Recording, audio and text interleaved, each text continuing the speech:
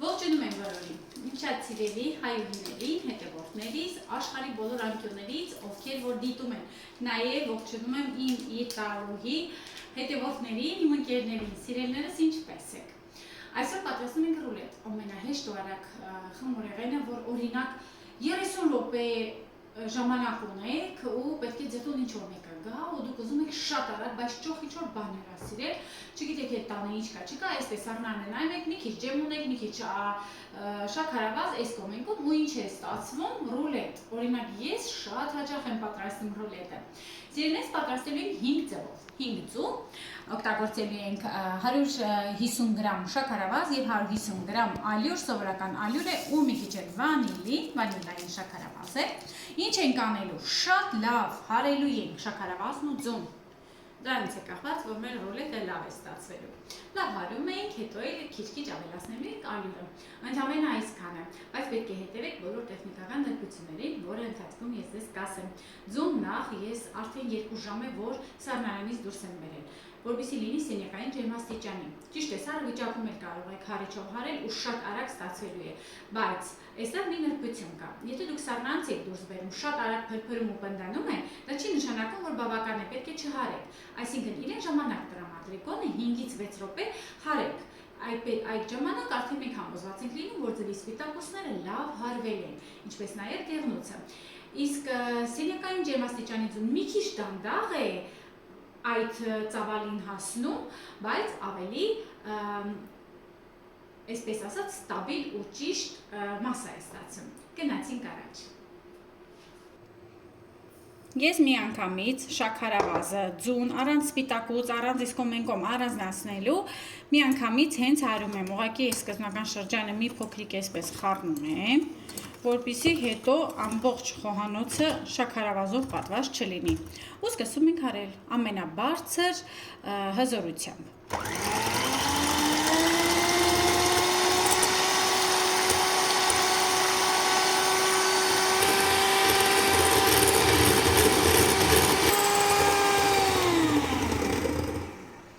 Տեսնում եք 3 անգամ բարձրացել է, ձիգ, գեղեցիկ, փրփրած, լավ մասա ունենք սիրելիներս, ինչպես ենք հասկանում, որ ձուն լավ հարված է, տեսնում եք, երբ որ այսպես նախշեր ենք անում, տեսեք, հնարավոր է նախշեր անել։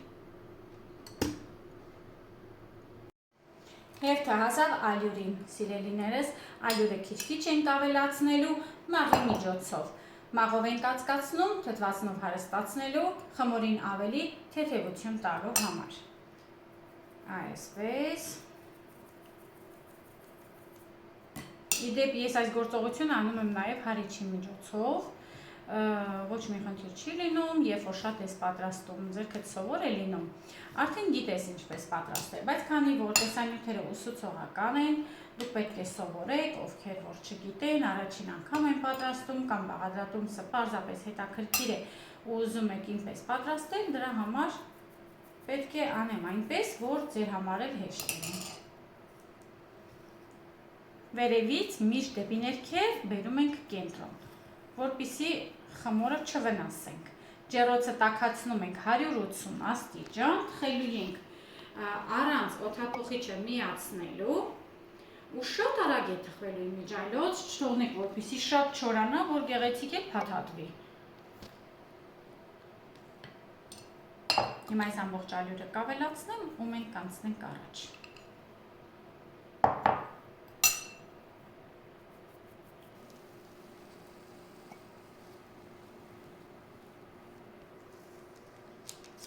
Սիրելիներս, թավայի չափը 30-40 սանտիմետր է։ Եթե դուք ուզում եք, որպեսզի ավելի հաստ ստացվի, փոքր չափի թավա վերցրեք կամ ձվի քանակը պետք է բաղադրիչների քանակը պետք է շատացնեք։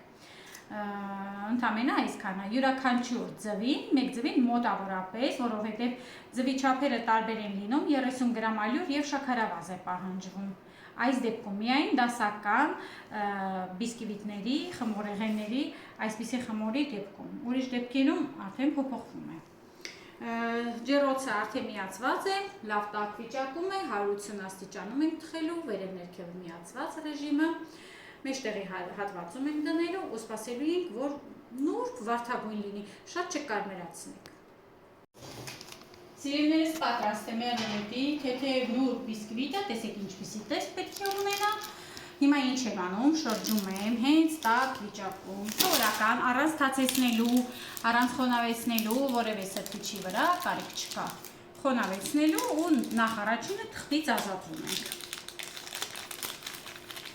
Թուղթը որակով թուղթ օգտագործեք, որպեսզի հետո չասեք թուղթը կպել էր։ Դա թղթի որակից է միայն ու միայն։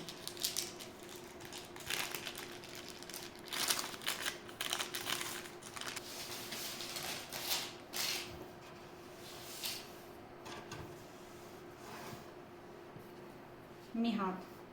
թեթև փաթաթում ենք, տեսեք ինչքան առաձգական, սիրուն փաթաթվում է, ոչ կճաքի, ոչ էլ մի բան, քանի որ ջեմով եմ այս անգամ պատրաստելու, ջեմ եմ քսելու, հենց տաք վիճակում էլ կարող եք քսել ու փաթաթել, առանց մտածելու, սիրելիներս, հենց այդպես էլ կանենք, իմ մոտ սովորական կերասի ջեմ է, ես այստեղ երբեք ջեմեր չեմ պատրաստում, հազարից մի անգամ որ պատրաստեմ, պատրաստի խանութից եմ ձեռք բերում, որքան որ սիրում եք, այդքան էլ ավելացեք, 150-200 գրամ հանգիստ կարող եք ավելացնել։ Հիմա կտարածեմ ու կտեսնեք որքան լավ է ստացվելու։ Ընտիր։ Իդեպ ասեմ, որ Իտալիայում որպես միրգ բալ չկա, ես ասեցի կերաս, չէ, բալի է, ինչքանով գիտեմ, չէ, կերասի է, սիրելիներս չկա, այստեղ միայն կերաս եմ վաճառում, բալ չի լինում, ցավոք սրտի չգիտեմ ինչու, ասում են այստեղ լավ չի աճում, այ դրա համար էլ իմ համար ոնց որ կարոտ լինի, ես էլ Հայաստան երբ գալիս եմ, արդեն սեզոնը վերջացած է լինում, այն համեղ, մեր այգիների, Կիսուր Մայրիկի այգիի, այն ամենահամեղ մրգերը չեմ կարողանում վայելել։ Իհարկե սուպերմարկետներում լինում են տարբեր տեսակի, բայց այն համն ու հոտը չունի, որ մեր այգիներում է լինում, խոստովանենք, որ այդպես է։ Այսպես սիրուն տարածում ենք ու նորից փաթաթում ենք։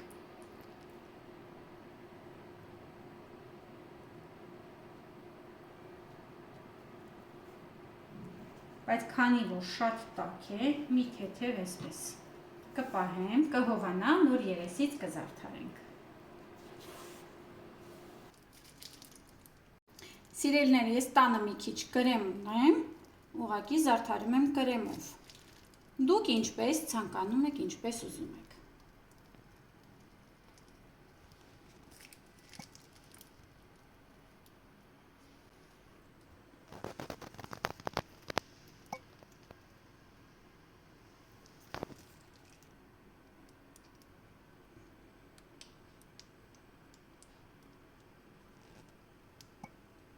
Սա կարամել է, կարող եք օգտագործել էփած խտացրած կաթ։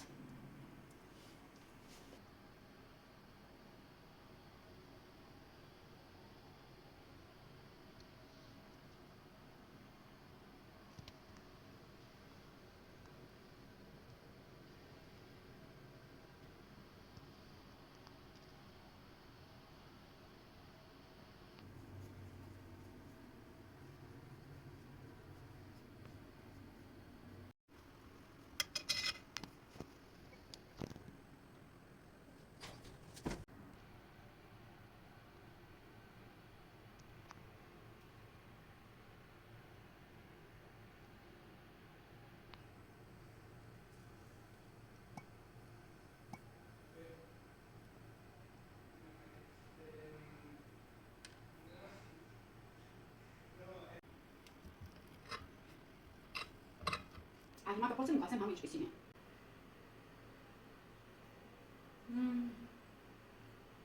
Շատ համեղ է։ Ընտիր, փոփու, ես ինչ լավն է սիրելիներս։ Անպայման պատրաստեք, անուշարեք, ինձ եք հիշեք։